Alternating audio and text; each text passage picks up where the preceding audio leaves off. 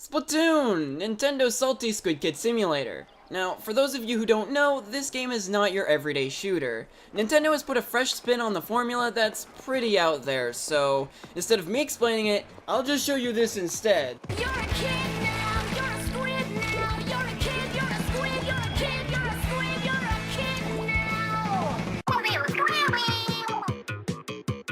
That's right, in Splatoon you play as half human, half squid creatures called Inklings that have the ability to switch between human and squid forms on the fly. While in kid form, you can shoot ink to cover surfaces and attack other players. However, in this state you're quite slow and vulnerable, so with the press of a button, you can turn into an agile squid. In this form, not only can you hide under the surface of ink, but you can also quickly swim almost anywhere, be it the floor or a 90-degree surface. This all may seem daunting at first, but the concept of switching between these two forms is extremely intuitive, and before long it becomes second nature. You can either play this game using traditional controls or with the gyro sensor, and I personally find the motion controls to be a necessity. They feel more swift and precise than just aiming with a control stick. I usually aim up and down by tilting the gamepad, and aim left and right by using the control stick. But no matter what your preference is, the game simply feels satisfying to play, and as you spend more time with it, you'll develop all sorts of strategies that will help you out in battle. But that's enough of the basics, let's move on to the various modes that this game has to offer. Now usually when you think of Splatoon, you'll think of Turf War, as it's pretty much the main mode of the game. Here, the goal is to work with your team to cover as much of the stage as possible with your color of ink. The catch here is that the opposing team will be trying to achieve the same goals, so it's a mad dash to see who can claim the most territory in 3 minutes. For all of the modes in Splatoon, the gamepad is put to extremely good use, as it not only displays a complete map of the arena, but it also allows you to tap one of your teammates to squid jump to their location. This can become a necessary strategy if a friend needs help in a different area, but you have to be careful though, as the other team can see where you're going to land, so it's probably not the best idea to squid jump into perilous situations. Matches can be won or lost in a matter of seconds, so you and your team will need to work together to stay alive, ink new turf, and protect the turf you already have.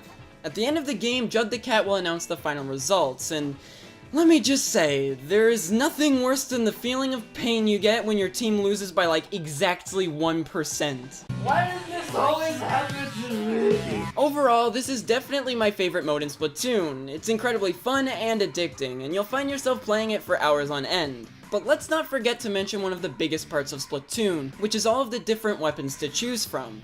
They come in various different shapes and sizes, such as shooters that are both reliable and effective, rollers that can run enemies over, chargers that are efficient at defeating foes, and even splatlings that charge up and rapidly fire ink. There's something here for everyone. I mean, there's even the slosher, a freaking bucket of paint. You also have sub-weapons at your disposal, such as splat bombs, splash walls, and sprinklers. But of course, there's also the mighty special weapons. After charging up your special gauge, you can activate one of these destructive items, from turning into a Kraken, to equipping a huge Inksuka, to even blasting high-velocity sound waves at the other team. My personal favorite is the Ink Strike, a devastating missile that can be launched at any area of the map by using the gamepad. It's pretty awesome. Now if you're over level 10 and looking for a greater challenge, there's always ranked mode available to truly test your strength. First up is Splat Zones, a mad dash to capture a specific area of the map and keep it for a certain amount of time. Now this can get very hectic, especially if the other team starts invading your spawn, so you'll really need to work together with your team to hold on to the objective for as long as possible. This can be quite challenging, however, since the only way to communicate with your team is through 2 voice lines. But as I said before, you'll develop all sorts of strategies that can make your team come out on top. But what's my best strategy? Here it is right now. The next mode is called Tower Control, where you and your team have to take control of this tower and bring it to the other side of the map. The tower itself is very small, so you're going to need to find different ways to keep the other team from ambushing you. It's also incredibly easy to fall off the tower, so on maps with bottomless pits, this can become quite frustrating. Usually what I like to do is hide on the tower while the rest of my team fends off enemies. If someone does happen to get on the tower, they'll quickly realize I've rigged it with an ink mine and meet a colorful demise. The final ranked mode is Rainmaker, which is easily my favorite of the bunch. Here, the 2 teams rush to the middle of the map, where a weapon called the Rainmaker lies in a big bubble. From this point forward, it's a matter of freeing the Rainmaker and carrying it to the goal, but this is easier said than done. Even after a team manages to pop the bubble, anyone can take the Rainmaker, so it's anybody's game. Whoever has this weapon gains the ability to charge up a deadly Inknado. However, the problem is that this player will become a massive target, so teammates will need to protect this person and escort them to the goal. Overall, this mode is simply a blast, and I love how satisfying it is to be the lucky player who gets to slam the Rainmaker onto the goal. While you're waiting to join a match, you can play 4 different minigames on the gamepad to pass the time. They're all really fun and clever, and it makes great use of the gamepad, so that's a plus for me. Once you finish a match, you can gain some experience points and currency. You can spend the money you've earned on weapons and clothing to fully customize your Inkling. Depending on what you're wearing, you can gain special abilities like quicker respawns, faster swimming speed, and of course, the best ability, Ninja Squid. Oh, and there's also this sketchy dude in an alleyway, but it's not a big deal. This guy's name is Spike, and you can order items and ability slots from him as long as you've got the Super Sea Snails, and let me just say, I really don't want to know what this guy does to them. They're so cute! But what's this? An old man hiding in a manhole? Sounds fine to me, I don't see the problem here. In all seriousness though, this manhole leads to Octo Valley, Splatoon's single player campaign. And don't even think for a second that this is just some lazy afterthought. Here you'll be splatting your way through various levels on a journey to save the great Zapfish who has been stolen. Each stage is made up of a linear path, very reminiscent of Super Mario Galaxy. All sorts of challenges will be thrown your way, such as massive ink geysers, invisible pathways, and propeller-activated platforms. There are many secrets to find in each level, such as fish eggs and sunken scrolls, so it's nice to see some replayability. The bosses are also a delight, each one more unique than the last. Seriously, I love this final boss. Yes, the single player campaign may be a bit on the short side, but it's still an absolute blast and very much worth your time. Splatoon has 2 other modes, being Amiibo Challenge, where you can complete missions to win exclusive gear, and the Battle Dojo, where you can locally battle a friend to try and pop the most balloons.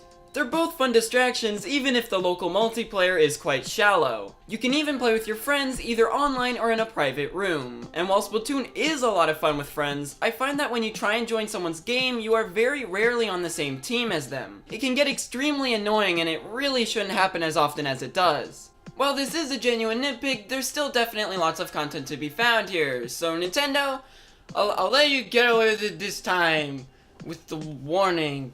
Stupid. The last thing I should mention are the Splatfests, a special event hosted by the Squid sisters, Callie and Marie. Players will choose between 2 teams and battle it out to try and win as many turf wars as possible. When it comes down to voting, I always go with Marie because she's the best waifu, and no one can tell me otherwise.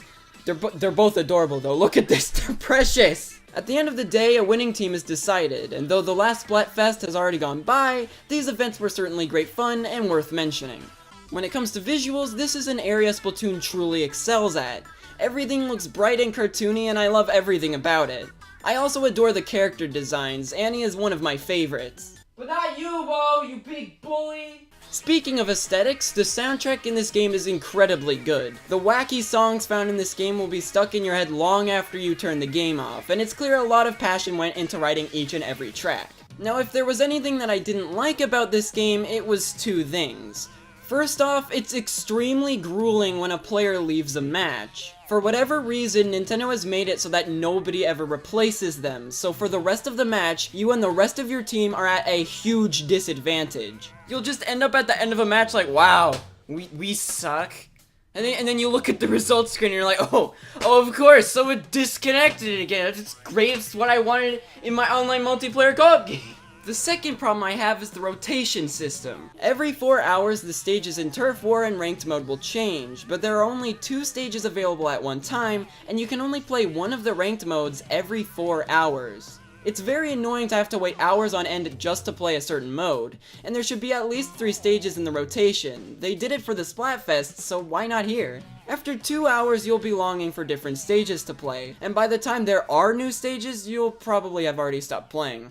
But overall, these are just 2 gripes I had with an otherwise stellar experience that is worthy of a 4 out of 5 stars. With Splatoon being a multiplayer-oriented game, you will have to deal with back-to-back losses, uncooperative teams, and tedious connection issues at times. However, if you're willing to push through these few negatives, you're bound to have tons of fun. Splatoon is not only intuitive, but innovative as well, and I have no doubt in my mind that beginners and veterans of video games alike will love at least one aspect of this package. Whether you're into the incredible online experience or just the Octo Valley campaign, Splatoon is a must-have for any Wii U owner, and I'd say it's worth every penny. But as always, tell me what you think about Splatoon in the comments below. Are you a kid? Or are you a squid? Are you woomy? Or are you woomy? I'm definitely woomy, but hey guys, I hope you enjoyed the video. You're probably wondering, where have I been? Well, I'm glad you asked. I've actually been working on this video for a few months now. The reason it's taken so long is because I had to revise the script and re-record a bunch of lines, you know, all that jazz. But regardless of that, I hope you still enjoyed it. I'm hoping to get some more stuff out more consistently, but I'm just one guy, a very lazy guy, but I should have an update video out sometime soon, so you can look forward to that. But in the meantime, you can watch my E3 video! That was funny, it hit 1,000 views, thank you for making me feel special! And also, Amiibo Festival review, that was a bad game. But yeah, I hope you guys have a good day. Cue me falling out of a chair.